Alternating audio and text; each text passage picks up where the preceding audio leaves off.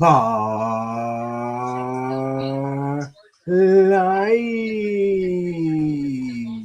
What's up? What's up? What's up? It is the Lit Stream. I am Crunk Chocolate. I'm here with my Sharpie Charlie. I'm here. He's mine. He's ours. He's everybody. Sharpie Charlie. Just safe. I'm distracted by. I was trying to figure out where that background noise is coming from. And we got Tarek. How's it going? Hey, what's going on? So, did you figure out where the background noise is coming from? I think so. Was it Charlie? Oh, okay. Yeah, siren came in the background. Just I've got some stuff playing on YouTube over here on this other screen over here that I just been playing all day. So you shouldn't be able to hear it because it shouldn't feed the computer back. But yeah, all good. I just wanted to make sure. Can we start with that? Can we tell the people what we decided to do, and they can join us? I think it's the perfect time, y'all. So here's the thing, right? You stream on YouTube, you do these podcasts, all these watch along. You're trying to get to a number. The number is 3K. So we're in the race to 3,000 hours. We say, hey, watch hours. And we're about, 800 short. So we say, hey, let's help ourselves out. And let's just run through all the beautiful content that we've done. And so since we recorded on Tuesday night, I've been playing still now all of our playlists on 2x speed. Once Tarek said it counts. So now I am back in the first ever episode of the Brilliant Blues from 7 months ago. So I played like 7 months of content in the last 2 days. Shout out to you. Wait, you know what? I didn't even realize computer doesn't get hot. This Mac Pro never gets hot. Yeah. I only saw 1.5. I didn't even see the 2 and the 1.75. I didn't even know that was possible. Yeah. I used to listen when I was a real sicko back in New York. In my sickest point in life, I used to listen to podcasts on double speed. And he would, because I remember you telling me about that, and I was like, "This dude is a fucking sicko." It really is. Like, yeah. I need 1.7 is the highest I go now. Like, I can maybe do 1.75, but it's around 1.5 for me. Because none of us talk at a 1 speed. I do not speak this slowly. Like, say what you got to say, make the shit happen. So yeah. But please help us if you want to throw a tab up, put it on mute. Just let it run. You forget about it. Go ahead. Everybody has a bunch of tabs open. If you want to, I can send you the link for the playlist, but also you can just go to YouTube and hit playlists. They're all separated by Shades of Blue podcast, Run it up. We're trying to get that monetization, baby. You need 500 subscribers. We're almost at 700. We're there. Damn now, right. Love this shady game. Need to get those watch hours up. Yeah, man. We have a great show for you.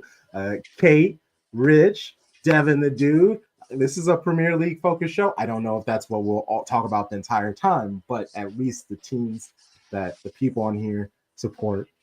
Naturally, we love all of the world of football. We just love football, but the teams that have our hearts. Shout out to the Premier League. Where should we start? Where do we want to talk? Do we want to talk about that the Netflix deal? I did make a post yesterday, a video about it, kind of explaining what was going on with that Champions League to Netflix. What does that mean? I guess because Sharpie, you sent it in the chat, yeah. Yeah, it just caught my eye because Netflix is a conglomerate and they only buy things so they see value in, just like they got in on boxing early, right? And now you build up to the point where they could show the Alvarez Crawford fight. And now they're seeing the same thing with soccer, especially in America. Like, people love Champions League. Think of all the work that Kate and Micah and Thierry and Jamie have done to make it popular and fun. So they're like, hey, we can buy that. Why not? And that, good old late stage capitalism. Gotta love it. Is this gonna be like the NBA when they leave TNT and you question, are you taking the studio team with you because we love Ernie and Chuck and Kenny and all them, right? So you can't take. It's just not the same without that studio group. So they had to bring them over when they brought it over. So if you get rid of Champions League, or you take over Champions League over to Netflix, we have to have that studio crew. Same crew. And I think it will work. Yeah. It's too. They're crucial, man. I love them. So yeah, it would be weird to see a different group running that. That would be crazy. Yeah. I hope it's. I don't care where it is. I hope they stay together. Right. Yeah, that's all that I care group. about. Yeah. And so I saw after you sent it to the group chat, I needed to know more. we like Netflix. We've watched some of the boxing fights that they've had on it recently. They now have the NFL Thanksgiving, WWE Raw is on there. It's all so much live content on here now. They have like live comedy shows. They've just fully embraced the whole idea of live show productions. Man, UEFA and Paramount, CBS have a deal until 2030, so we're safe for there. Time, yeah. What the article was really talking about is they are trying to sell for the 2027-2033 cycle, but towards the top 5 European markets: Italy, Spain, Germany, the UK, and I'm missing France. Yes. So that is where that's what this article technically is about, and maybe the next move from there would be to tie on and just bring it all under one space. But even then, it wasn't for exclusivity like Paramount had with the US. It was just for one match around. Hey, that's a big bag for one match. But I guess in subscribers it would add up. They clearly ran the numbers.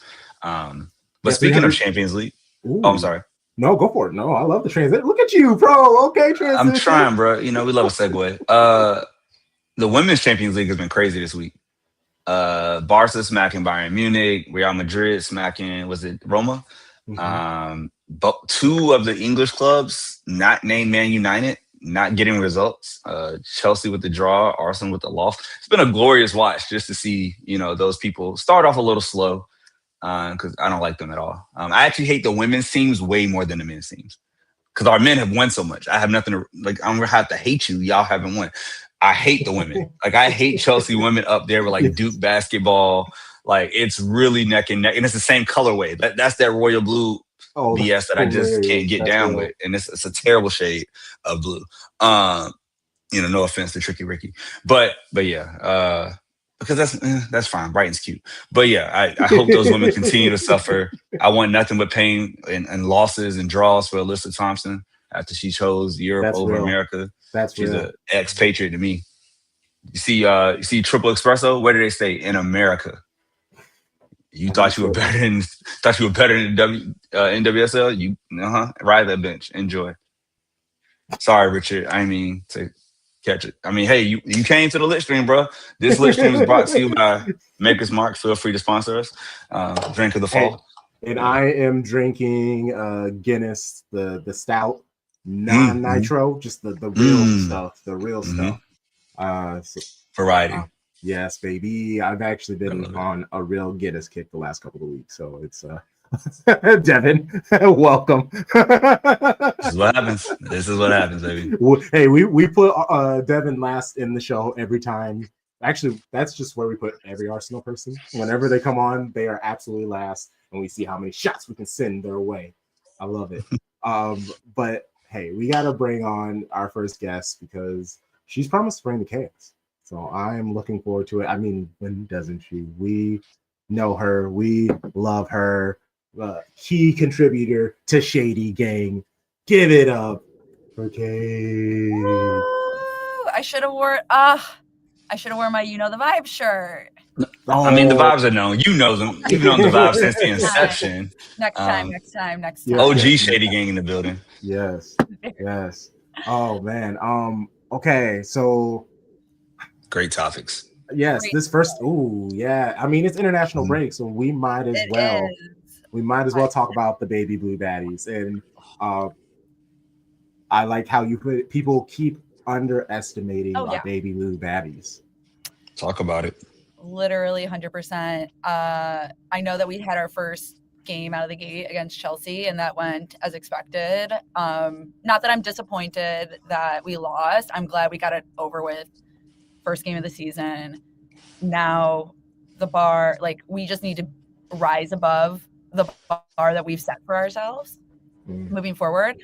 And the games that we've played since that loss have been heading in the right direction. And Charlie is in a group chat with my sister and our friend Billy. And I was immediately after this Arsenal win, that we're still being slept on, but this is the motivation that will go, we can take down trophy winners. we can make top 3. We could potentially win the league if we keep playing like this. I am loving our new signings. Yes. I love some of the players that came in. Maybe they came in at the beginning of last season, but didn't really see the pitch until kind of mid-season. Girls like ABBA, girls like LBB, they have really stepped up, and it is so exciting to see where this new future team goes.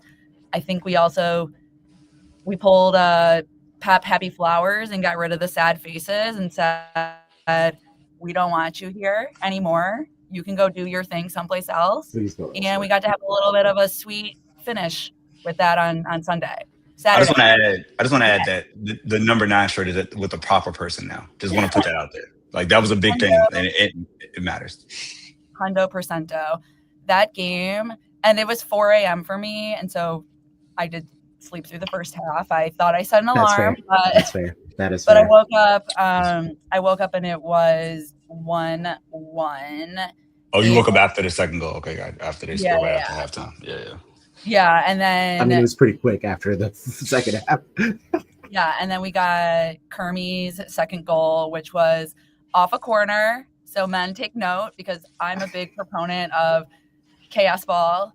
Literally just keep putting the ball on target and something is bound to happen. We see it happen so often against us on the men's side, but we never take advantage of it on our own because we're way too...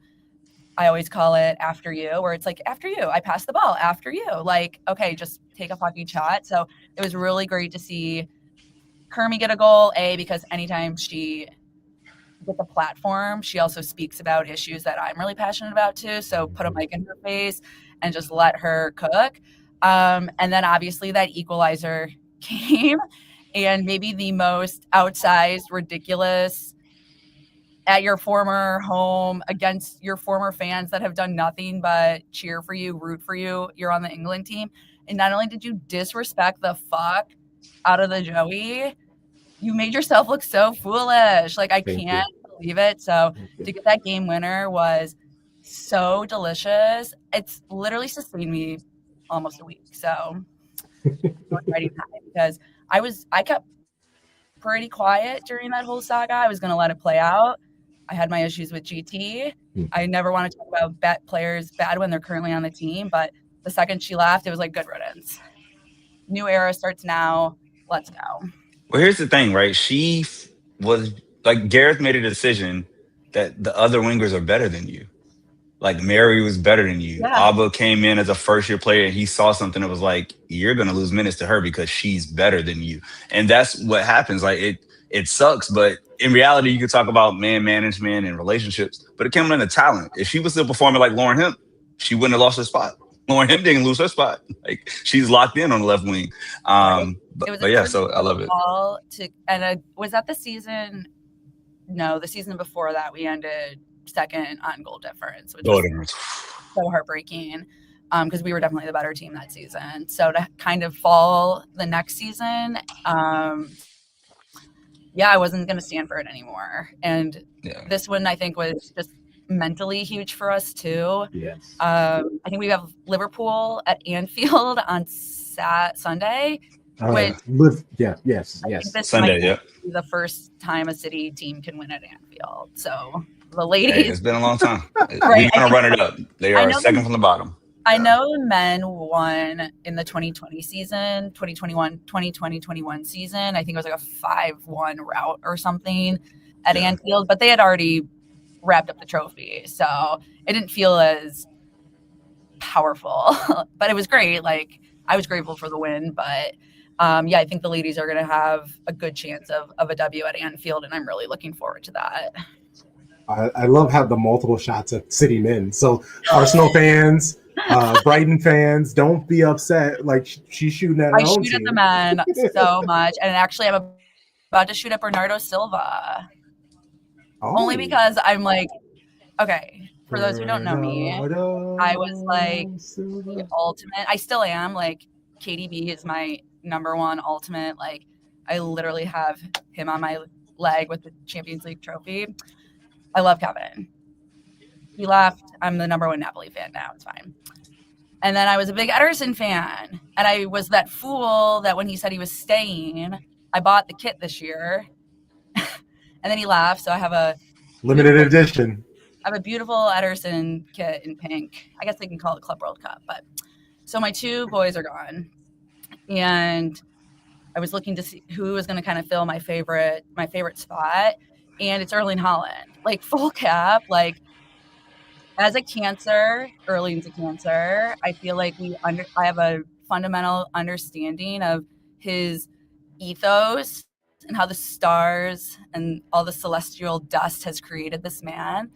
And he has just shown up now that, you know, some of our big faces, our big leaders have departed over the last couple of seasons. And he's really proven to not only himself, but I think the team, the football world, that he is a true leader, and he can not only put the team on his back, but he can motivate the team to raise their own level. And I just love, you know, the 2-2 tie against Monaco. After the game, his player of the match, he looked so pissed. He was so pissed. It was like the funniest picture I had ever seen. And I was like, I know that face. I make that face 6 times a day. And so he said after the game, like, that wasn't how we need to be playing. Like, you know, we need to do better. We can't be drawing in the group stages of Champions League against Monaco. And then we go straight into Brentford, and he just muscles off the ball and puts it in the back of the net. And that's all we needed to win. Like, that's what leaders do, is they take those moments and they go, all right, I'm going to show you how it's done, and we're going to get it done. And I'm going to keep proving this. So I'm a big fan. Okay, there hasn't been a shot at Bernardo yet, but Bernardo is the captain. And I just don't know if when he speaks, that same sort of like, listen to me really comes out. And I know, like, I was listening to the episode that you guys just recorded. You're playing some of that audio. You're mentioning how company said if he matures, he could be a leader. And I just don't know if it's fully sold to me yet. So I'm just a big fan of give Erling the armband as many times as possible and let this man who's going to be on City for another 9 years become that long-standing captain that just, again, elevates his own legend status. So I'm propping Erling forever, or until further notice, but I totally think that he is captain material, and I want to see it. No, that makes sense. Hold on. Here's the people who didn't see the picture. It's so funny. First of all, that shirt looks like pajamas. It's giving me. Oh yeah, when you unzip it, yeah, you just look like real casual. Me that silk. He was warm though. It's long sleeve. You try to put a long sleeve on him in the summer in Monaco. Like, what are we doing? Right. It looks like that silk PJ set he wore during the treble celebration. Yes. Yes. You got to wear the merch, man. We got to get this merch out here, okay? That quarter zip is beautiful. Yes. Exactly. To your point, though, Kate, I feel like seniority matters a lot with the top captain, right? Like, that's kind of how it works. Like, you got to be like an older player on the squad. But I definitely back, like, he's going to have to jump Rodri and Ruben. I mean, he's going to outlast them all, right? It's just a matter of, like, if Pep keeps this up next year, does it go back to player vote? Does it go where he's going to continue to pick it like he picked Bernardo after the tragedy of the last season? But he has all the intangibles. I will say, like, I like Bernardo because when he talks, he's straightforward. Like, even when we were losing last year, right? He was the one that stepped up. He was the one that, like, called it like it was, said the levels are done. You know, who can you go to war with, or who's, you know, doing what they're supposed to do? Like, he didn't say names, of course, but he definitely called out people's behavior. And now you can definitely tell, like, the people that have come in they know they're back to the standard of what happened pre-24-25. So I hope that, you know, captain gets a title in his one season as captain before he leaves for Saudi or France or wherever, or Portugal. Right. But the group is great. I love the variety in the group and how you have all these people who clearly have respect in the dressing room. Yeah, I see that. I just, again, like, we're not in the locker room. Obviously, I would love to be in the locker room, but we're not in the locker room. So I don't obviously know what motivation, how he does it. But even when we do get glimpses of what happens in there, like, his voice I've never heard. It's definitely Ruben. It's definitely Rodri. It's definitely Erling. Like, those three. And I know people have opinions about a defender kind of leading from the back line up forward, but I also think the same can be true for up front as well. So, yeah, I mean, those are just obviously my opinions. I can't wait to, like, Erling's career at City, to me, is, I think, the most exciting thing about being a City fan. Like, every record's about to be broken. He's on, a Ballon d'Or prop right now, 7 games in. Not only if Norway makes the World Cup, like, I think it's game changing for his career, because It was already confirmed. They're in. Yeah, that was the one apparently the one strike against him when he had the most amazing debut season ever. But yeah, I just really love Erling, and I'm gonna just ride or die with him for a while. That's fair. And I mean, even with the whole captain situation, having Ruben Diaz, Bernardo, and a Haaland as a captain, you have all 4 or 3 faces of the team covered, where you now have emboldened, deputized multiple players to speak up and do the thing. And Bernardo's going to talk anyway, so I think it's best, because sometimes you got to do that with teams. You just got to give the talker the captaincy, because they are going to talk. And I do feel like that's why you want him to be captain. Yeah, is because he will talk. He's not afraid. There were times where we would lose games and nobody was out there. Not the people who should have been out there weren't out there. And Bernardo went out there and faced the crowd, accept the responsibility for the loss. Say we didn't play our best, say we can do better. Again, calling people without saying names, calling people out publicly so everybody knows this isn't good enough. And that's where I was going to go to Mole's point. When you contrast this with what we saw from Kyle Walker last year, where it felt like he consistently was making excuses. So for me, yeah, absolutely. I'm going to love when Rodri's time comes. I'm going to love when Haaland's time comes, but I'm perfectly fine with Bernardo being the captain this season, even if I know it's only for one season, because he's probably, I'm going to say 90 to 99% out the door at the end of the season. Yeah. And to Charpy's point, I hope he goes out with the title. He gets to lift a trophy. At this point, I don't even care which one it is. We got to be lifting trophies. Yeah. There's no denying what Bernardo has done and meant for this team by any stretch of the imagination. So I agree with you too, Tarek. Next season, I think, is another opportunity to rise that captain ladder. I just saw Dodgers tied it, so I'm pretty stoked.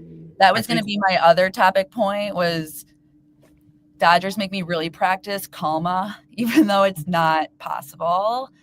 And I was really hoping that they were going to just wrap it up yesterday so that I could come in today being like, fuck the Phillies, fuck the Yankees, they're out already. Tigers, I don't even know how the Tigers are doing, but I know everyone wants the Mariners to win. But yeah, the Dodgers have been making my blood pressure rise. How much time do I have, Crunk? Because I need to go on my Angel City crash out. Ooh, no, let's hear that. We're good. I mean, Charlie got it started at the top, but like Angel City and Crunk, I know that you have adopted Angel City as your team, and I wouldn't fault you if you start to look other places. But as what season is this? 5 with them, and 3 of them I've been a season ticket holder. 2 of them I went to all the games and realized it was cheaper to be a season ticket holder. But I am so disappointed with Angel City over the last season and a half. It's so disheartening to not only see an ownership change to go to the fucking Tigers, man. Like, I just don't have any confidence, because obviously in LA, we've had a lot of, actor and production strikes, and the Igers were really at the forefront of withholding a lot of that. So they've impacted the city as well in terms of what Hollywood looks like. So I'm not looking forward to what they may potentially do to Angel City, which continue to make it a vanity team, a TV team, but lacks that product on the field. Now the product on the field, I went to a season ticket holder event and literally wanted to throw up a day later because of the Alyssa Thompson trade. And in fact, I should have known there was some sort of sinister shit happening in the background, because she looked so miserable being at this season ticket holder event, having to meet fans. It was just like, ugh. looking back in retrospect, it was like, yeah, girl, you knew that you were leaving and you were about to disappoint an entire season. And I never really understood those people that were like, I'm burning the jersey. But I bought the coolest away kit ever this year with her name on the back the first time. I got to wear it once before now it makes me disgusted to look at it. I just am so disappointed that we let probably one of the best American talents walk onto a team that just kind of consistently rakes up trophies. So it feels like this weird glory hunter move for no reason. She was literally positioned as like the face of the club and where we were going with our new coach, with all these new players that we were signing. And it was just, I have such a bad taste in my mouth how everything went down that as a fan, it just hurts. It's like today, the roster's frozen. There's 3 games left in the season. Like, why are we still making moves? Like, it's so hard as a fan. And I know other NWSL teams deal with similar things that happen with trades and stuff, but it is so, there's not like windows closed. All right, we know who our players are going to be until January. We can figure out where the holes are, get rid of the problems and bring in new people. It is just chaos in the NWSL. You cannot really hold on to any sort of player support. And God forbid, no one jumps teams when their player leaves like that. So it just, and then the like end product on the pitch, like we have won 6 games this year. Kansas City has won 19. 19. There are 3 games left. This is a franchise and league record. We should be doing that. First of all, LA is the best city in the world. I don't have to sell the city to come live here. Second, we have the best facilities in the United States. That should be a player's dream. Oh my gosh. Every time I go to BMO, I'm so disappointed. They make so much money, and it's like they have all these collaborations. They bring in all the money, but yeah, we're not really seeing the success on the pitch. And that, I think, is what makes me more frustrated, because we see them all this like business work, and so it just kind of feels like it's like something that is diversifying their portfolio than it is something that they want to be successful. And I see in the chat, my first thought was this had Emma Hayes's little fingers all over it. So that also was just kind of disappointing. I was like, okay, like, what are you doing? So it's just been a really disappointing season. Of course, all this happened after season tickets for next year were locked. So I thought that was also intentional. We need a whole new midfield. I'm really excited about Higa, who just came over from the Portland Thorns. We actually have like this beautiful Japanese community like on our team now between I almost said Yui, but it's Junendo and Higa and Mayobi, like, and I'm blanking on our goalkeeper's name, but we have 4 Japanese internationals on our team. Maybe Yui will come to LA. Maybe Abba will come to LA. Maybe we can do a little switcheroo. Sorry. Nope. Keep your problems on the Pacific Coast. I know. Nope. I used to joke about Alyssa to City, and now I'm like sick that I ever even said that because it just hurts so much. But yeah, so I'm excited about this. Like, June's back from an injury. She was out for 2 years. Like, that's intense. We have a younger midfield where you've cleared out. Like, Alana Kennedy came over. She's out. She's actually back at London Lionesses. Mm-hmm. And so we are in this like rebuild, but nothing has really given me confidence that we've truly hit the nail on the head with bringing these signings in. We need a proven winner, I think, to join the team, and not just our coach. We need a proven winner who, again, like an Erling, like a Bunny, like some of our other winners on our team, can just get in and take control of a game and go, I'm going to win this, or I'm going to get us some points. And we need a real striker that is not Matt Tiernan. Well, I was about to call her the name I say in the group chat. I was about to get myself in trouble. Yeah, like, she appears to be a good player, but she does not play like a 9 to me. And I don't see, and I mean, you're at the matches, but at least I don't see much from her off the ball. Like, on the ball, she's always trying to make something, but also it's all about her. I'm not really I don't see her as a teammate. Yeah, and that's also, again, like I mentioned, how I just need some chaos ball sometimes. I think last game we had 19 shots, 5 on target, 0 goals. Who, again, group chat, who said first shot, 1 goal? How City-esque? Like, it just happens to us. So unless we're playing the tightest defense ever, like, we're always good for a goal. It's usually the first shot. It deflates BMO. I don't know how many of the people have been to BMO, but the supporter section is incredibly lively for 90 minutes. We've got drums. We sing for the full 90.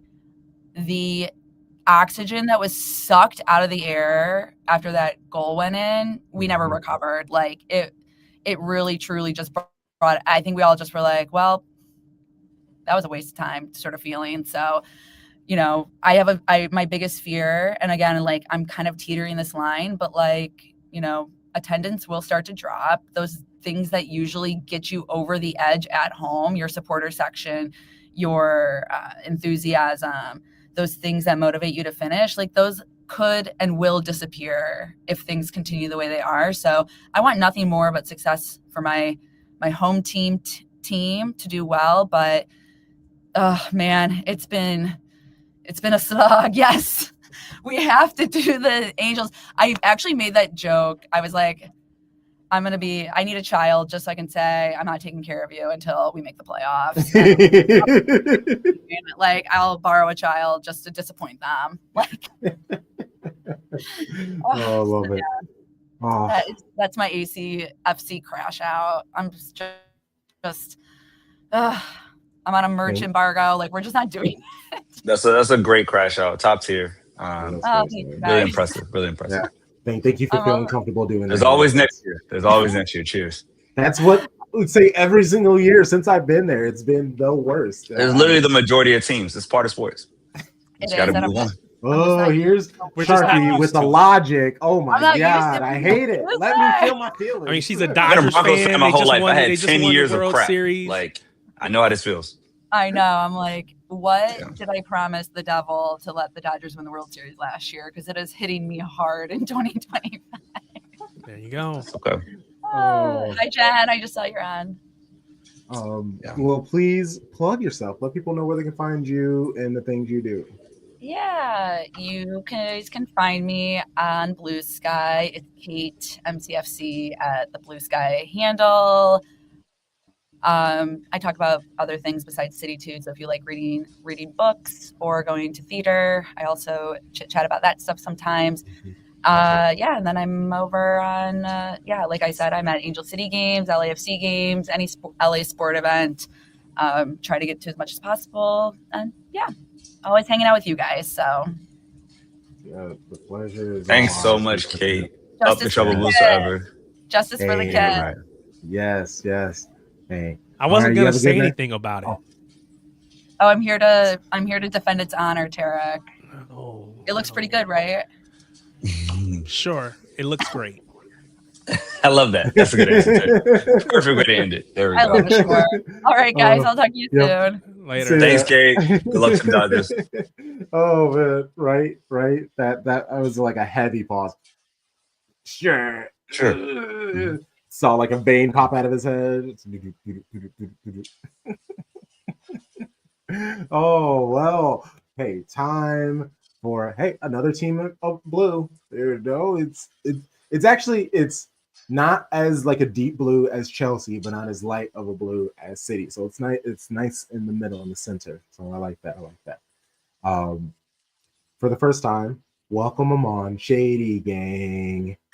Tricky Ricky, okay, I like that. How we doing, boys? Call him. What's going on with you, man? Tricky Ricky in the building. Long Island's finest. What up? Stand up. Oh, that's right. It got the old 2001 skint jersey, nice. Skint kids. Ooh, nice. Heritage. You know, I'm not a kit guy, but if I'm gonna get one, it's gonna be classic. You know, if you're gonna get a kit. So how we feeling, boys, about your City boys, huh? Excited, bro. Better now, Crunk. He was almost crashing out on Fan Zone. I'll tell you that. I thought I was pretty calm. Tell us how that went, Tricky Ricky. What was some of the stuff he was saying? Oh, I don't know what's gonna happen. The future looks bleak. Funorama, I hope he's better. But we all got to make fun of, Arsenal, so it was okay. I mean, hey, that's always a part Yeah. of it. Everybody was taking We shots did at Arsenal. we did find an agreement there. Yeah. Yeah. So yeah, I want to talk about a few things, a little more general, and especially this year, because when you watch the Premier League this year versus if you watch back in like 2005, 2007, 2008, back then, the league is so much more competitive and so much more entertaining from top to bottom than it's ever been. And I started thinking to myself, why? And to me, the answer is they've finally gotten on board what we've gotten on in the States, which is analytical based scouting, right? No longer is, Sir Alex Ferguson going out and picking the best players from, Portugal or, Spain or Italy or whatever. You have a team of analytics looking for profiles of players, going through all the deep leagues. We're talking like Argentina, Chile, Portugal still, Japan. You're going to get a lot of good players coming up from Japan that are going to sneak up into the Premier League. You're going to see it. And no longer do you need that one guy, that one manager to be running the show. You have a whole team to run a full strategy on how you want to build your team, how you want to play as a team. And then you got to find the guy who can put it all together as the manager on the field. Like, I think a good example is like Thomas Frank, right? Tottenham didn't have any real good players. I mean, Tottenham didn't really, do anything under Ange. They still had some good players, but why weren't they doing anything? Because Thomas Frank knows how to organize a team and get them to play good. I mean, what do you guys think about that? I mean, this is like a chef, right? And I know Crunk, I call him, we used to call him the chef because he's always cooking or whatever. But, you can take the same ingredients that an amateur cook and they going to burn it up. Whereas you could take that same ingredients and make, a 3-course meal with it. So Michelin star, baby. Yeah. And so it's about your ability as obviously you need ingredients, but once you have those ingredients, a good chef, a good manager, a good coach is going to be able to put those things into a position for success. So, it's not surprising to me. Yeah. And listen, you can buy the most expensive ingredients you can find, but if you burn them, it doesn't really fucking matter, does it? Or exactly. if all the ingredients don't go together to make a good dish. Exactly. That's what I was going to I was thinking Chelsea and Brighton connect, but they have gotten better. But at first, they've stolen all bad. their ingredients. If you want to keep that analogy going. Listen, we think of as Paul Barber said, our CEO, they're our best customer. Mm-hmm. That's nice. Yeah, they keep coming back. They keep coming back. The price of a brick is going up. God damn. Exactly though. You look at Man United. I mean, they spend so much fucking money on players that don't fit. And then they go 1-2 years with a manager and he doesn't, win the league. So they fire him. And then they hire another guy. He does worse. So they fire him. And down the road we go. Now we're at Ruben Amorim, who looks completely out of his depth. I mean, have you watched them play? They are. It's so fun. They're so predictable. They're so predictable. Bang it down the wing. Leave yourself completely open to a counter and hope, you don't get screwed. Okay, so Kate, you're probably a Ruben stan, not for his abilities as a manager. # pretty privilege. I'll say, or maybe she is on for his ability as a manager, or maybe it's the inability, the negative. His inability as a manager. No, but there we go. Of course we knew it was that too. But I was trying to give her an out. Yeah. Sir Jim said 3 years, so we're gonna take these. We're gonna get one more year of this. We're guaranteed. Yeah. I will say this on we rag on them, but it's actually the first time they've had stability. If you announce that, hey, we're gonna give him a 3rd year, we're gonna keep going. And honestly, if you finish 15th or 16th, you finish bottom 5. If you go top 8 now, that's growth, right? Like that is truly you made progress. And it's similar to what Arteta did. And he brought it up when he made the comments it wasn't pretty when Arteta started. People were ready for Arteta out after 2 years. It just took time. Now, I don't know what's going to happen, but the idea makes sense finally. And I hope it fails, obviously. It's fun. But if you had to make a strategy, do I want to keep going back to the well? Like, do I want to go get Areola or whatever? No, you start from scratch. Like, at least they have like some semblance of a plan. I don't know. We'll see. And I think Balaba's gonna come in and he's gonna you change their midfield. You shut your mouth. Shut your mouth right now, Tarek. That's funny. Don't put that shit out there. We know it's gonna happen. We know it's gonna happen. Let me lie to myself. Okay. Let me give myself some false belief. Okay, well, how about this then? I have been talking about for years, when will Brighton take themselves seriously and hold on to a few of these amazing players that they have? Do you think Baliba is the type of player that would stay, or do you think it's going to be very hard to bat away those $100+ million offers that teams like United or somebody is going to offer? Let's be real here. Players like Baliba, who are 21, 23, 22, 23 years old, 24 years old, they're not staying for the amount of money that we can offer them. And we can't offer them. We don't want to end up like Aston Villa, who just throws money all over the place at players and puts themselves in, $100 million holes and are now fighting relegation at this point. That's not our model. We want to build sustainably. And the way we're going to do that is, recruit these players, tell them, hey, we're going to make you better.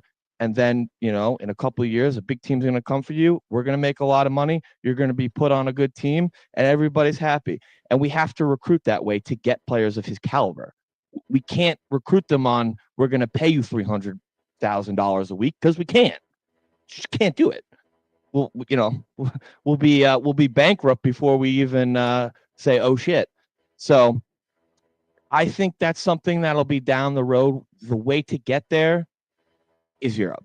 We have to be in Europe or in the fight for Europe consistently. That's the only way we can get the commercial revenue to support a larger wage bill, right? Because you can't base your wage bill on your ability to sell players. It's not consistent revenue. So the only way to do it is to consistently be in Europe, hopefully Champions League, to give you that stable base of, what I call revolving door income to support your year-over-year wage bills. So 5 years, 6 years, dude. Hopefully he comes back. He's rumor is he's looking to leave Dortmund, so I want the boy back. Legends. The street The Kaiser Baser. The Kaiser. What happened to Solly March? So it's happened to Solly March. Solly March doesn't have any fucking knees left. Okay. I'm surprised the homie can walk at this point, man. Hey, you're talking about Brighton needs some more money. It sounds like you need to be out there buying more kits, my boy.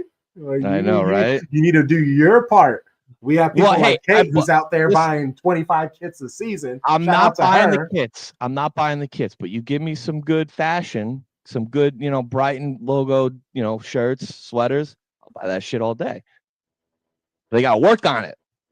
I need some more fly shit. I need some more better. He's tired of the blue and white stripes. He's like, I need more than the blue and white stripes. It's not Give me some sick designs, bro. They actually came out with a good shirt with Fatboy Slim. I like the things they've been doing with Fatboy Slim on the apparel line. Go to the shop and check it out. It looks pretty good.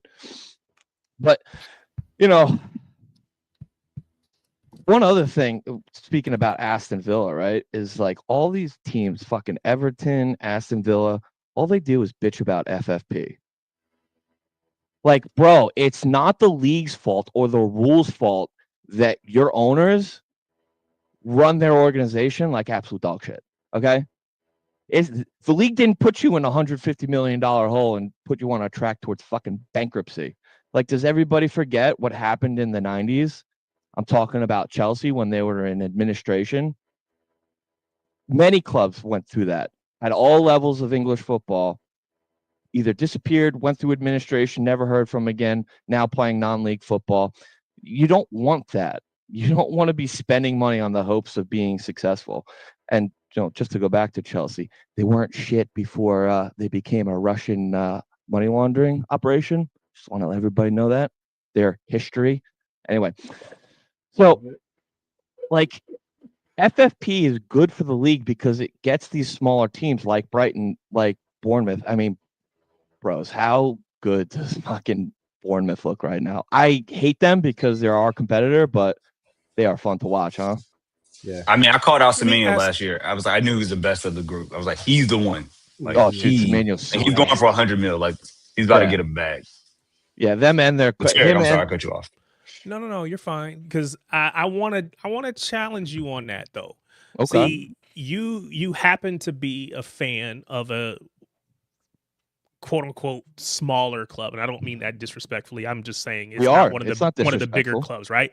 So Oh. so for you, you kind of have to embrace FFP because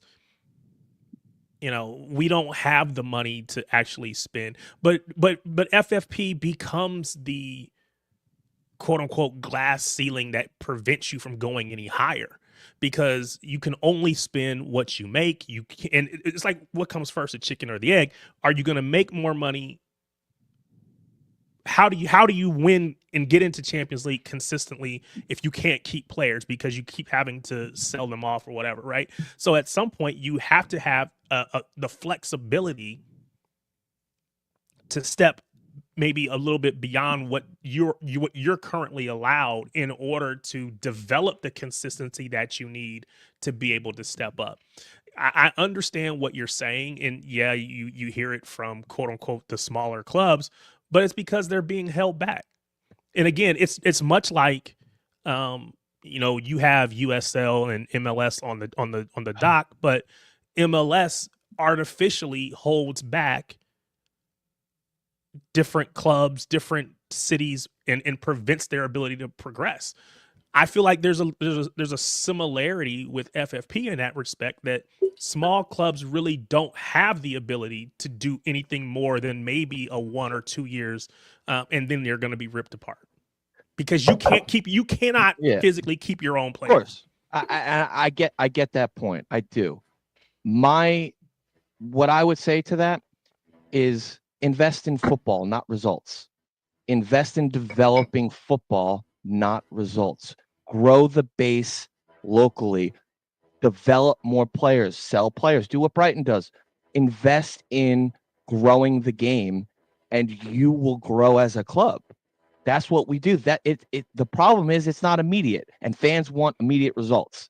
And when you go for immediate results and you put yourself in $200-300 million holes and that you can't climb out of, ultimately you're at risk for going bankrupt. Can there not be a middle ground though? Maybe we don't want you to go out of business and go 300 million in the hole, but on the flip side, we shouldn't be limiting you to 25 and 30 million when, City, with my hands up, we can go out and spend 4, 5, 600 million, right? So there's, again, I'm a City fan, so at the end of the day, I'm all for whatever, and we've gotten to the point now where we're big enough that FFP is more of a nuisance than a noose. And All it is accounting for you guys. It's got to move the money around. But not every club is in that position. Yeah.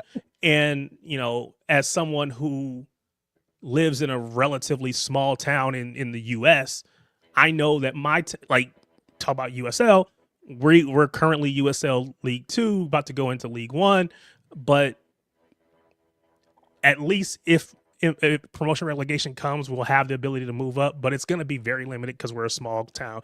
I just hate the fact that those smaller clubs seem to be unfairly held back.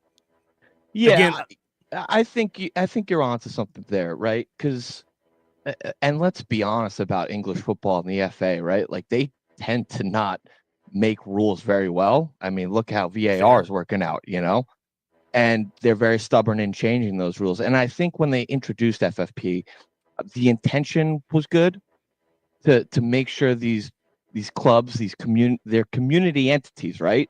I mean, in England, the clubs are a fixture of the community.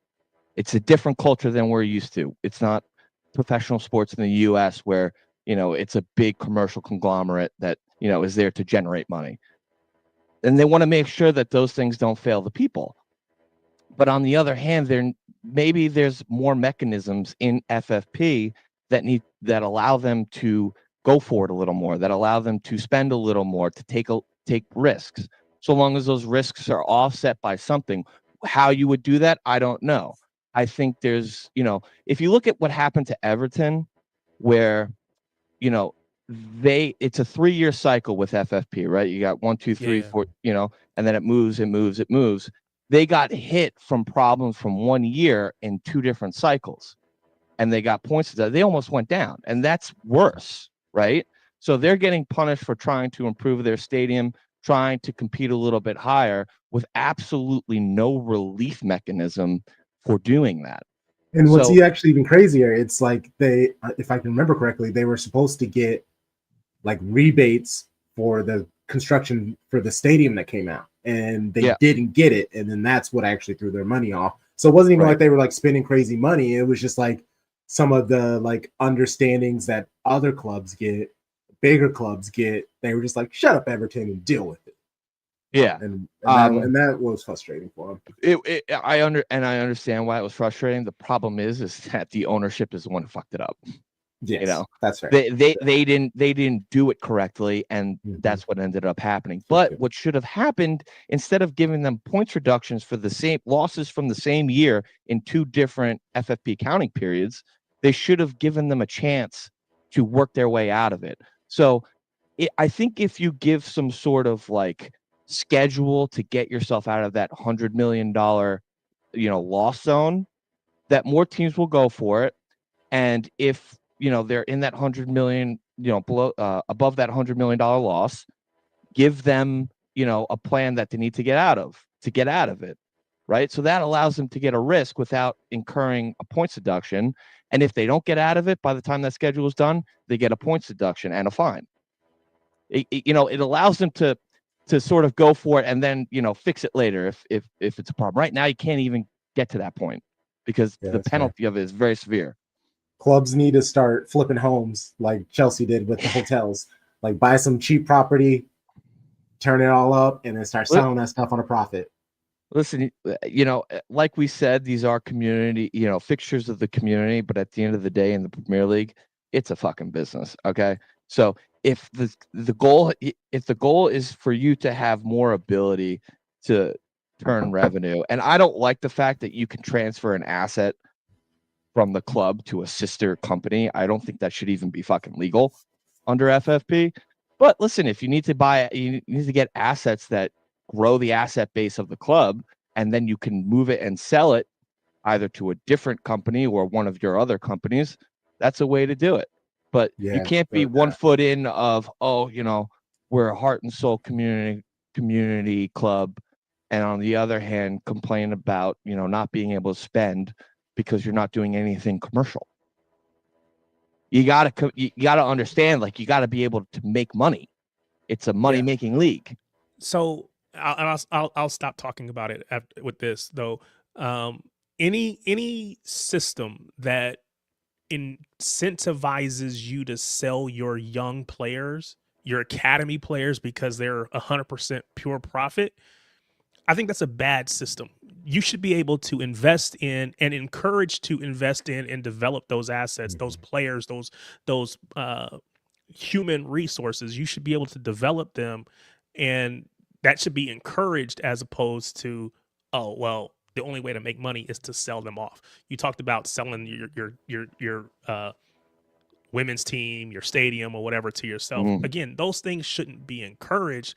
They should, they shouldn't be incentivized play to the game instead of just being. Because again, now that what that does, it's one thing because we're selling to ourselves, but now what happens when they sell that women's club to somebody else who really wouldn't have met the standards for ownership or whatever, and so now we start to see women's clubs go under. Again, that's all hypothetical and conjecture, but it's in my opinion, it's a real possibility, and it's something that is created because we've incentivized this behavior as opposed to, again, why are they selling that club to themselves? Because they can't just put the 200 million in. So I got to quote unquote say I sold it to myself to be able to show on paper that I made a purchase, as opposed to just saying, put the 200 million in. If you got it to put it in, put it in. Why do we care?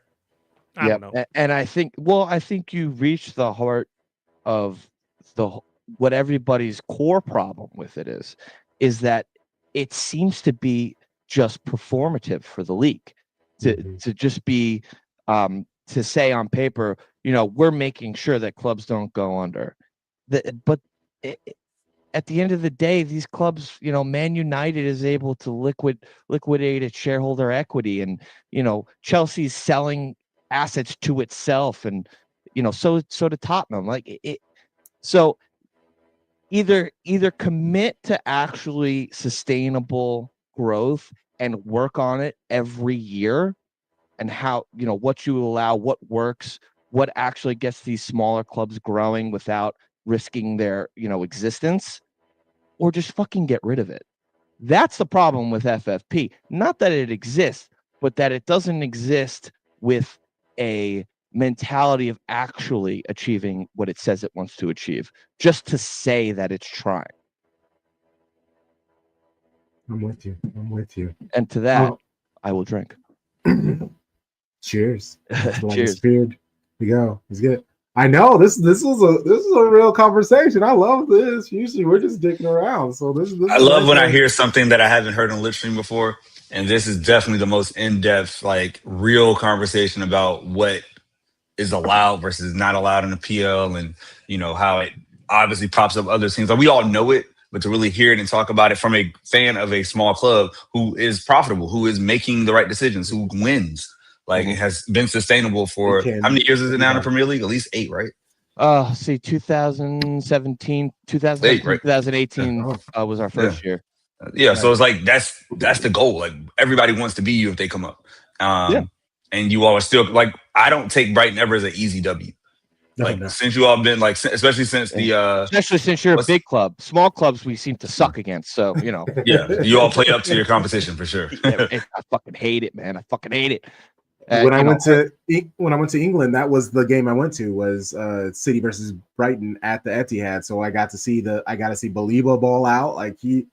Actually seeing him in person, him and Minta in person is Minta's got to be fucking electric to watch. Oh, I saw him last year at Arsenal. Actually, I saw them away at Arsenal when I was making a stop in London before my trip to Italy. Oof.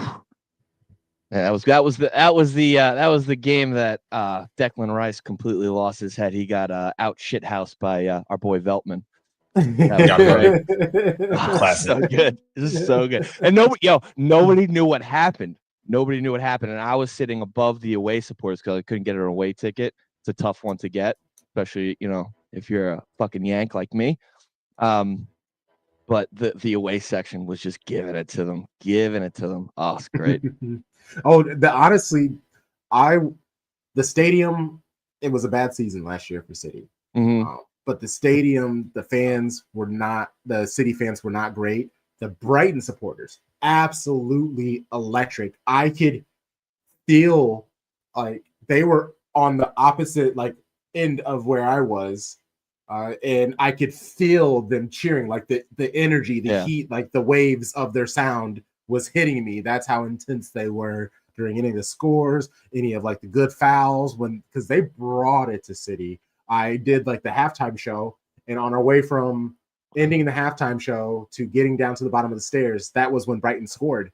So the guy, there's workers everywhere. So there's no sneaking around there. There are people everywhere. But the guy at the bottom of the stairs was like, Man City scored. And I literally said, fuck off. And he was like, no, Brill. And he double tapped his wrist and showed the score. And it's like, no, I can't enjoy myself at all. But Lou, I'm with you.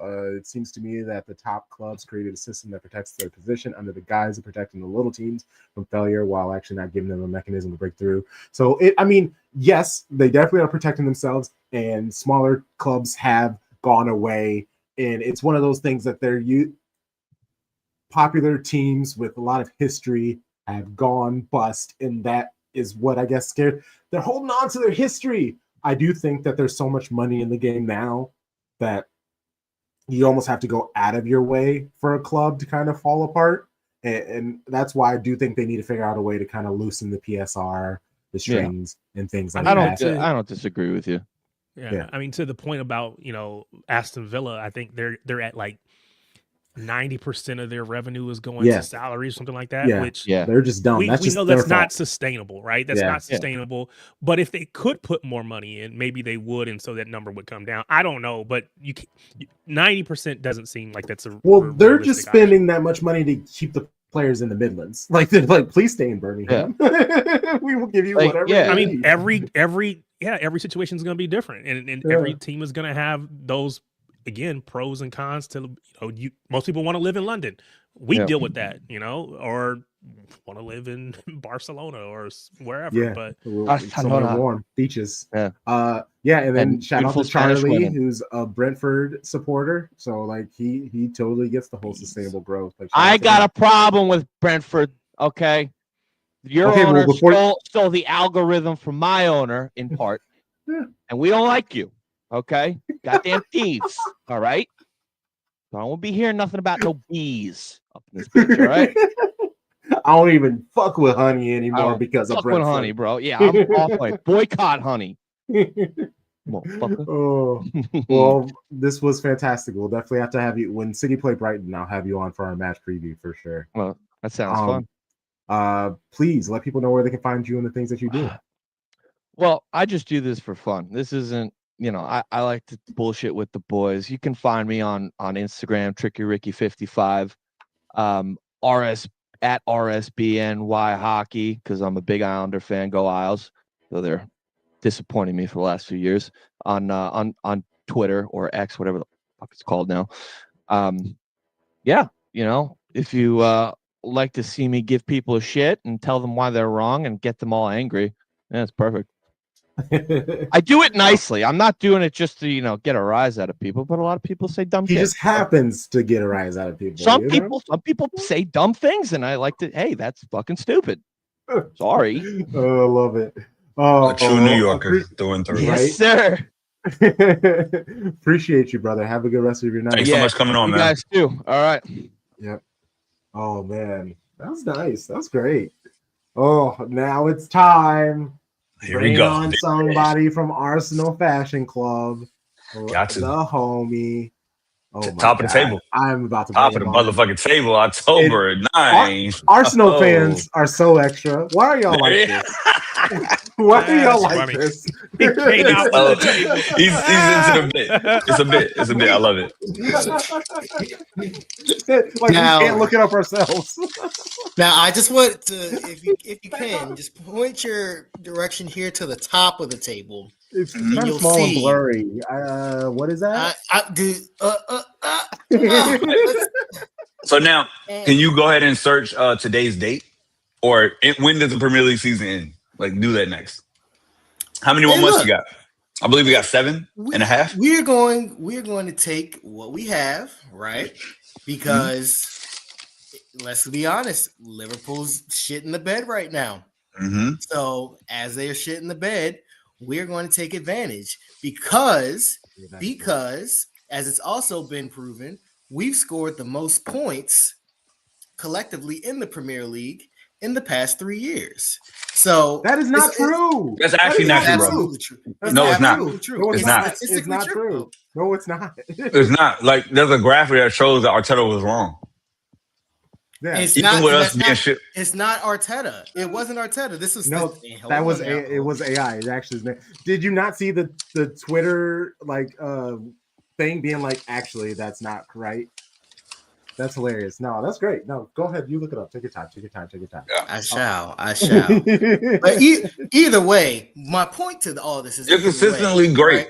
Consistently great, Yes. just not great enough. It's okay.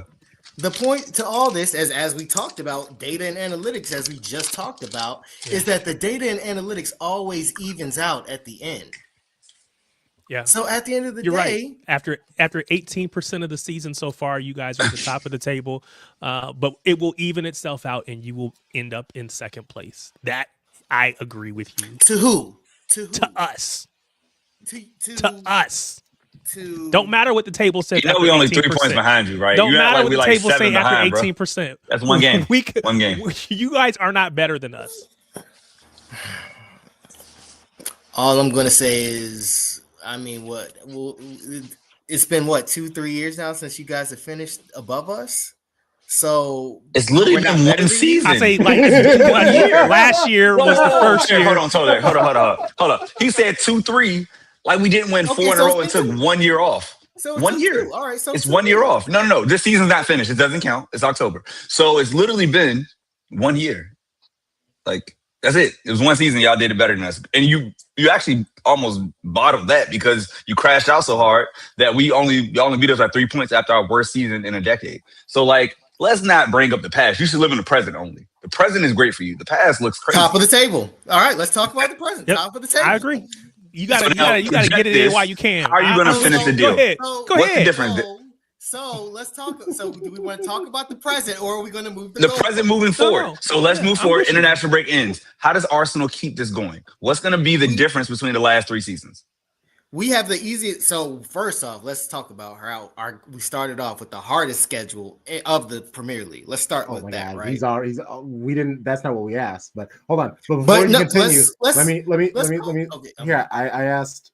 Unfortunately, I asked AI, but they flipped that graphic that they showed on Twitter. They flipped the teams.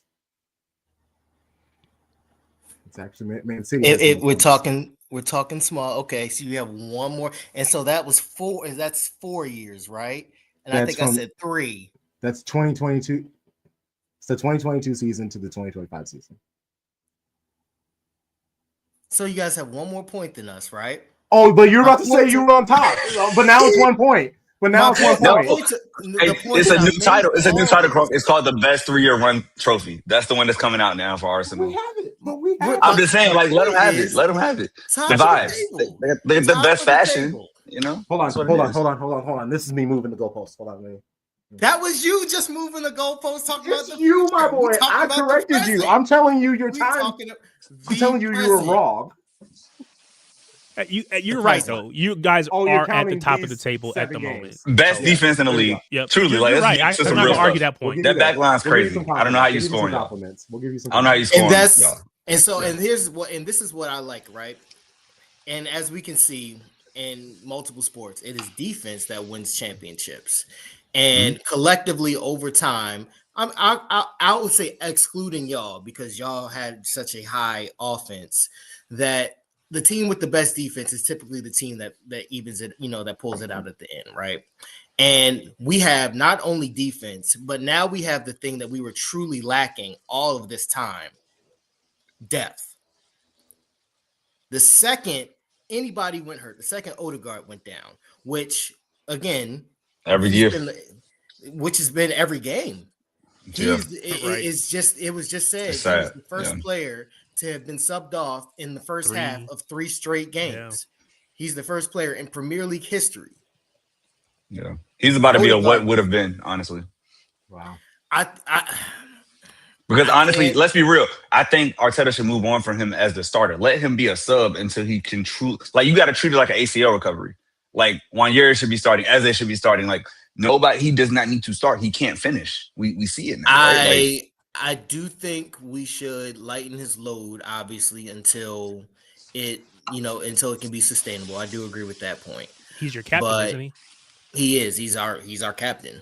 He is our captain. But now we do have Nwaneri, right? Now we have, if Saka goes down, now we have depth on that side. Now we have Eze.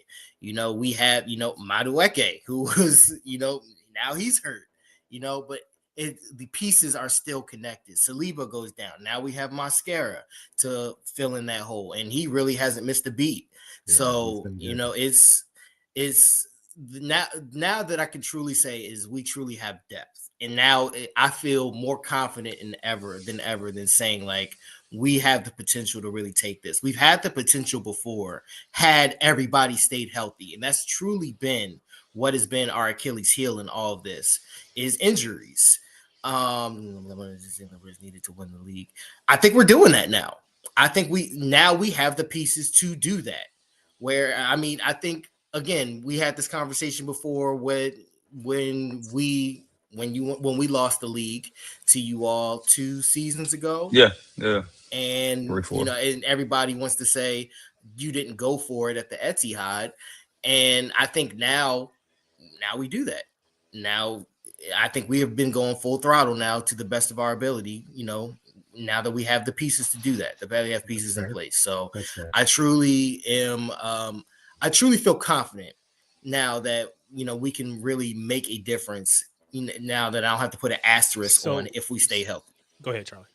I was gonna say real quick. I think we brought up chefs in the last conversation with Tricky Ricky, and I think Arteta has to be a master chef this season because you have no like squad excuses anymore. You know what I'm saying? Like you said, the depth is there. I do. But now it's all about the rotation, and I think that's what Pep never gets enough credit for. Is that we literally at one point had a midweek team and a Premier League team, and he would do it seamlessly. A couple guys would do both, but he would make 5 changes, and like we would still win all the matches, right? So like that's the thing that Arteta has to get to, and it's possible. I won't put it past him. I don't, everybody grows and gets better, and his arc, I think I saw on the table, he's like the 10th longest serving manager ever in PL history with this run, and it's gonna keep going. So, Arsenal's backed him, Kroenke's have backed him. I want to see what it's like when it's that hard week, right? You got the Sunday match of the Premier League, a big Champions League match, and then the Sunday. Is he going to go the same 11, 3 straight matches? Is he going to put trust in a younger player, like a Wanyeri to get a start and like actually go to 90? That's the part where it's like, how do you do that? And I'm not saying it's not going to happen. I'm not going to be that much of an asshole. I'm just saying like, I want to see it because that's the part he got close last year, right? He was doing it. Y'all made a Champions League run. PL went down to the end. Injuries killed y'all like it killed us. Because I don't think Liverpool was better than us last year. I think they were the healthiest. Agreed. Yeah. So health is wealth for them. But yeah, now they're healthy and they suck. So, it's going to be, I think this race will be the best probably since our first year in this podcast where like Man City and Liverpool literally went neck and neck at the very end of the Premier League in 23 before the Aston Villa comeback. Like I see that type of drama this season because all 3 teams have their strengths and like are fully capable of winning this thing. And just to go with the comments, I see all of that, and I want to say I fully agree with it, right? There is no excuses. And as you were just saying, Sharpie, I think we have been making rotations throughout the Champions League through the weekends. So I think, like, again, I fully agree. We have no excuse this time. And as of, as y'all just said, it's only October, but as of October, it's been paying off.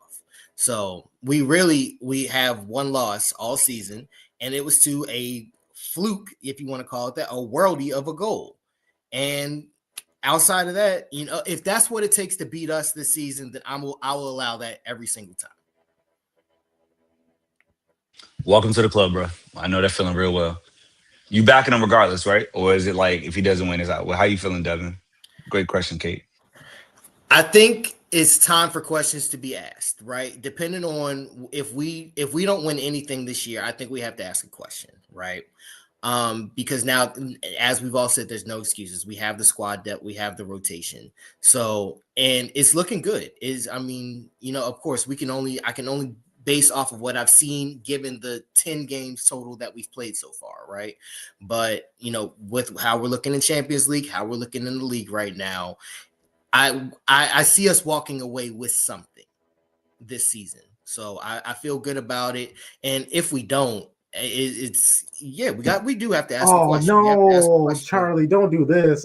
That's actually a fit that I would hate very much, like when Tottenham and Frank went to Tottenham. Yeah, Frank. No, it's the natural progression of things. That's like you take his system with that talent because he actually he will go he will push the envelope. It reminds me of a younger Pep, honestly. Like Arteta always had the mode of like, I got some from Pep, but I also have a lot of David Moyes in me. Ariel was like, I'm going Pep and I'm going way more liberal. Like I'm just out here like getting after it with no budget and we're still going to be top 7. Like it's scary hours if he leaves and go get some money and keeps his players. I'm with you. I think that's the one Arteta's got to be looking at. He's the only manager in the PL or maybe in the world that I think could actually replace him and possibly make Arsenal more dangerous. Yeah, I think it's going to be tougher whoever takes over for Arteta if they get rid of Arteta. Like, I still think that they back him, and like I think they would have to go like 10 seasons without like a trophy before they're like, okay, we have fully seen this out. Like Gabriel's left, Saka is a shell of a human being because of all of his injuries. Like I think it would have to be like, all right, we have totally given him all the chances with this experiment with the best squad that we have had in a very long time. We need to do more. I agree. I do agree also that if we don't win anything, I don't think he's fired this season. Yeah. But Okay. I do think questions will start being asked. Like, let's turn the heat up on that seat a little bit. Yeah, see, I was with you. I actually think they definitely have this speed and shall we put it like Sakamoto, Martinelli, even Havertz. There's so many like legs. Like everybody has legs on that team. When they're healthy, they would just have to add like, some like fullbacks with some pace. That's kind of about it. But Timbers got it. I mean, Timbers got it. We That's got fair. Ben Yeah. White. Yeah, They're not Like, necessarily like distributors, Saliba. though. At least I don't think they are. They can, like, of course, because they're talented enough that you can hit in the crosses and stuff like that. But I don't see that as their game. yeah, I think if you gave him that back line, though, he could just unleash that front six and just Facts. hey, sit four deep and like y'all on my line and go front six, go crazy like that. I will say this: their midfield, when you actually look at it, it's like there's no more weak links. Like Odegaard's injuries are the weak link, but everybody else is super like good at what they do. Yeah, Zubi, that's a great signing. Like we wanted him. Like he was on our list. Like the rumors are there for that reason. This is a great point. Yeah. I think we do it though. 2007 Suns are the man. Yeah, that's right. Oh, 7 seconds or less Suns. Bibby, Weber, King. I mean, you look at KD's Thunder. KD's Thunder didn't do it, right? It's sometimes it's just hard. The Baltimore Ravens with Lamar Jackson. Sorry, Devin, but that's real. I know I'm just going out facts. I didn't get the whole defense injury. It wasn't me. I'm sorry. Okay. I'm sorry that it all went down after Matabika got injured. He was like, say whatever you want about Arsenal, but I draw the line at the Ravens. Mark Andrews, I didn't drop the ball. Mark Andrews did in Buffalo. It wasn't my fault. Man, he fumbled. It wasn't me. My heart hurt when that happened. I was like, oh no. Here's okay. If we want to just talk about that game, that's fair. Yeah. I can't let it out. Blame Andrews too much because he's been so good. Otherwise, right? That's such a good fan take. I love that. That's such a rational take, and you know he fucked up. But I love the way you're saying it. He's human. He is, but like it happens. That man catches 99 out of 100 balls, and that 100 ball was the worst time to do it. My God, and a fumble. A fumble plus that drop is crazy. Like pick a struggle. He picked both.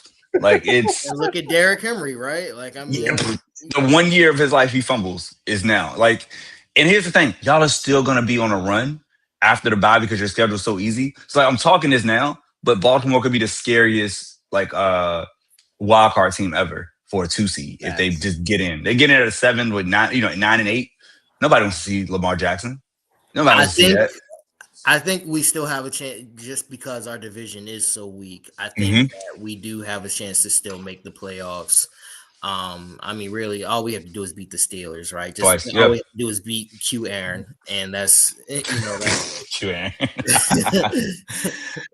It's kind of crazy that Mike Tomlin, as a black man and a fellow Virginian, just has to love up on Aaron Rodgers. Like that's where it's fallen in Pittsburgh. He's got to give Aaron Rodgers all the love, and his job, not his job, but the winning of that franchise is in the hands of 40-plus-year-old Aaron Rodgers.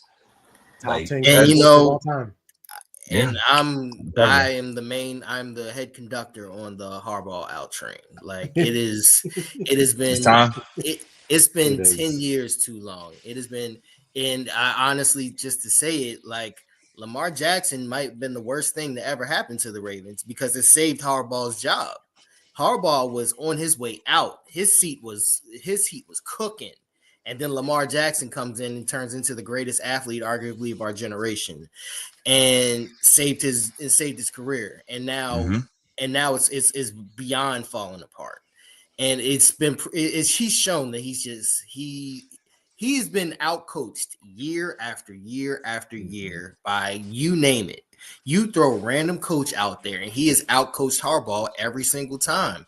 And once is a coincidence, twice is a pattern, 3 times, like, this is who you are, bro. You were just not a coach. You just don't have that dog in you.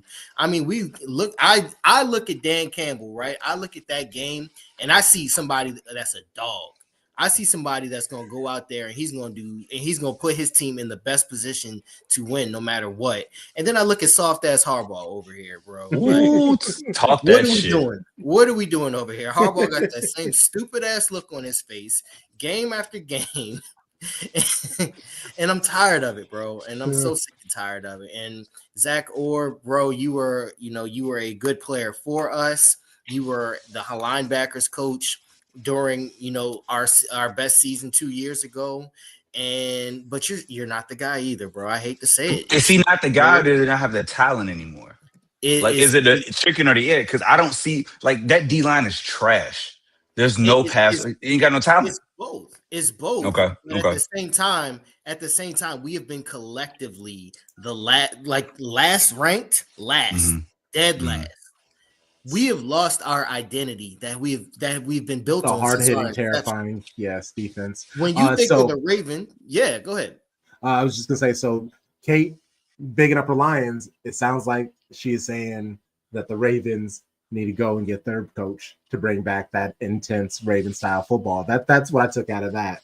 I'm a big fan of the Lions, and I mean, Crunk, you can, you see it in the chat, and we talk to Donald all the time. I love the Lions. It would feed my family to have a Ravens Lions Super Bowl. I think if we can get back to us versus the Lions in the Super Bowl might be like the hottest thing out there. So, all love to the Lions. The Detroit house music that would come from a Super Bowl. And then also, I know this isn't what you're talking about. I shout out to the movie Hardball. Classic. Strike one. Brought to you by surprise. Right. Before your eyes. Pitch 3. Bangers, bro. No, Zach's not the guy, man. I'm sorry. I don't hate him, and it's just too big of a task for him right now. It's just too big.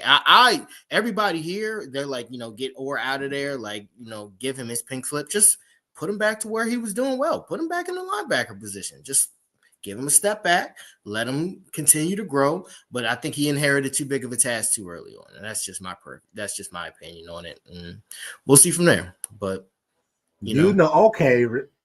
See, I knew we connected for a good reason.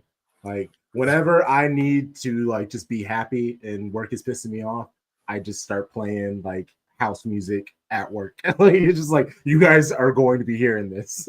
I will link it to my speaker and just play it, and people kind of know to leave me alone because I'm just bopping and dancing and ignoring everybody. Just I need joy. I need joy. But yeah, this Hardball roast, let's keep going. What are you about to say? No, I was going to ask, who's your favorite Raven of all time?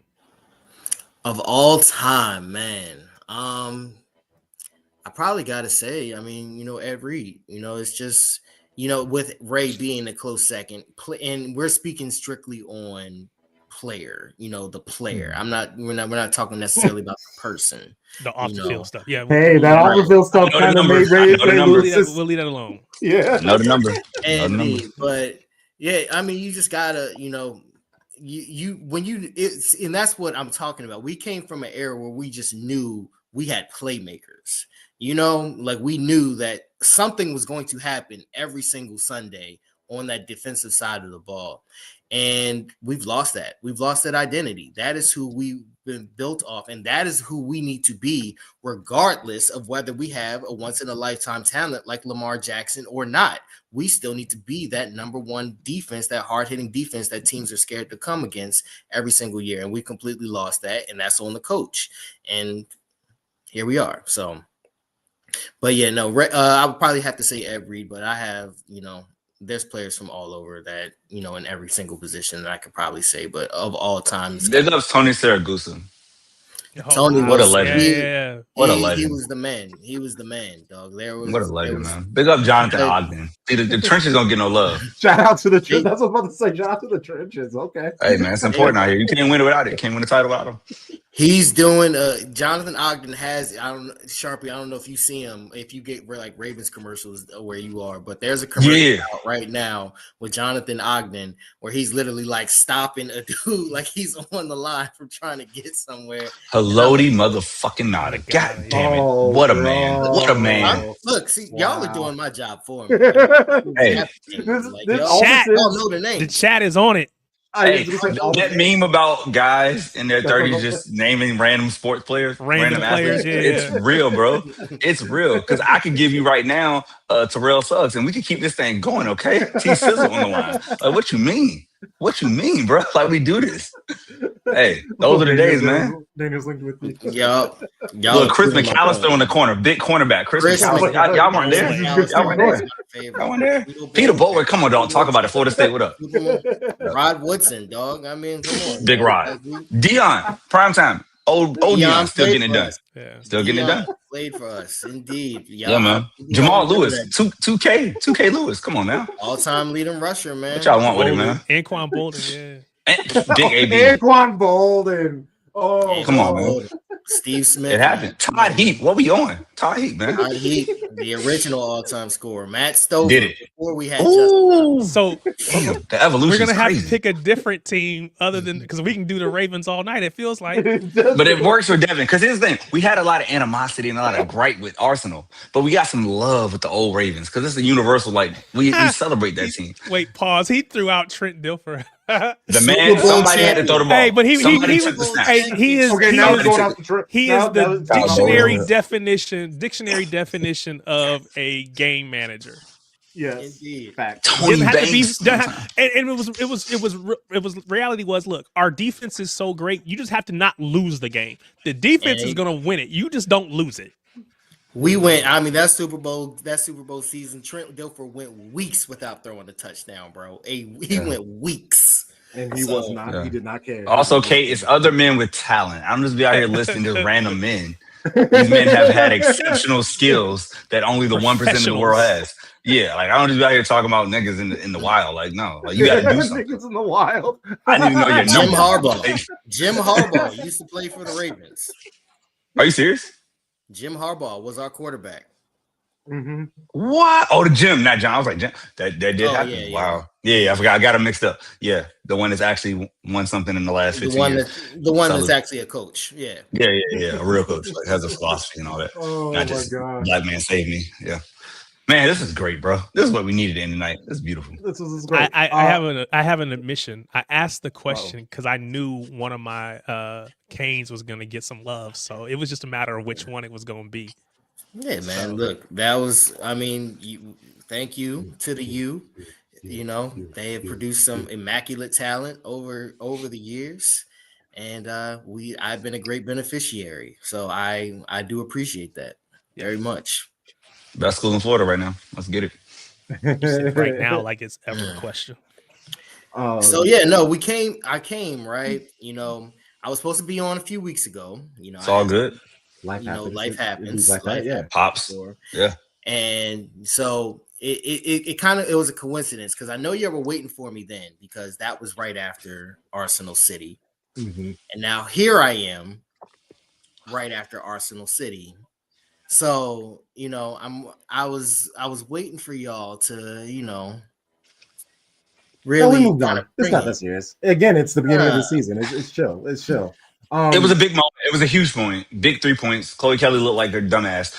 And we're ready to make sure we keep this going. We don't want to stop this run. We want to continue on Sunday. We can't look back. We got to look forward. It's time for Bunny to keep her assault going with the real number 9. Not that Kelly fraud, who wasted a number for all those years. So you know, we looking forward to bigger and better things. We trying to stay above y'all on the table. You know, we want to keep it running. Y'all are doing. Y'all struggling. Y'all in a bad runner form. So I will say that we have not won a game in over a month. The last time that we have actually won a game on the women's side was September 12th.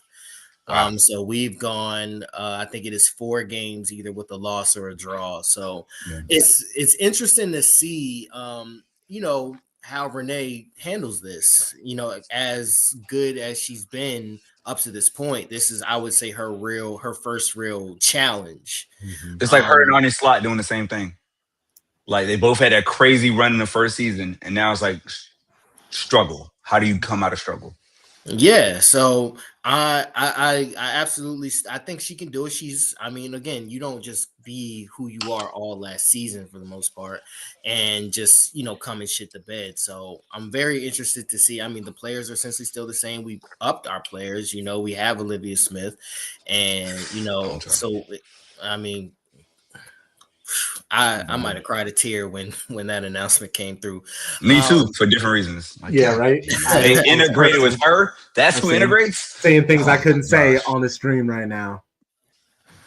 And yes. I mean, I know y'all hate her, but Chloe, the super sub. She's great at her job. She's not a 90-minute player. She's a 30-minute player. It's cool. I'll take what 30-minute Chloe. 30-minute Chloe. Max. That's all you need. Hey, she made things happen in 30. Give her 90. Indeed. Hey, look, young people take her spot everywhere she goes. She's not better than Olivia. She's not better than Alba. She's not better than Mary. She's just not that good. She just got a fast shot, and it's cute. I feel the same way about Martinelli. Like, don't put my man on for 90 minutes. Let him be a super sub. Super sub. It's been paying off. So. It works. Everybody got a role to play. 6 man. Somebody's got to be Lou Williams. Somebody got to be Lou. Somebody's got to be Jamal Crawford, dog. Come on, man. You got to be Jordan Clarkson out here. Me and Mary. Me and Mary. Just had to play some Bunny. Oh my gosh. All right, brother. Please plug yourself. Let people know where they can find you and the things that you do. Yeah, man. I'm out here. Please catch me on the Blue Sky, Devin Pugh, Blue Sky. I'm always around. I'm either posting a gym workout because I'm out here, or I'm talking stuff. Look at the way that shirt fit that man. You see those shoulders, you see those traps. I see you, boy. I see you out here. I see you, man. You ain't got to say it. I'm gonna say it for you, bro. I'm just trying to get like you, man. I'm just trying to get like you, man. A Negro proverb. There we go. Right. Yeah, Devin Pugh on Blue Sky, FTCUTT.com. I got to shout out the homies. I'm on there talking all things about the cannons on there. So if you see any pro Arsenal agenda, just know it's me. Yeah.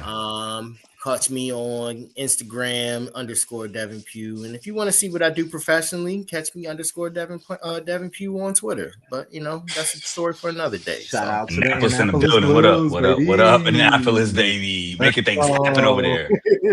Maryland's finest out here. Appreciate you, bro. Yes. Appreciate y'all always, man. Yes, for sure.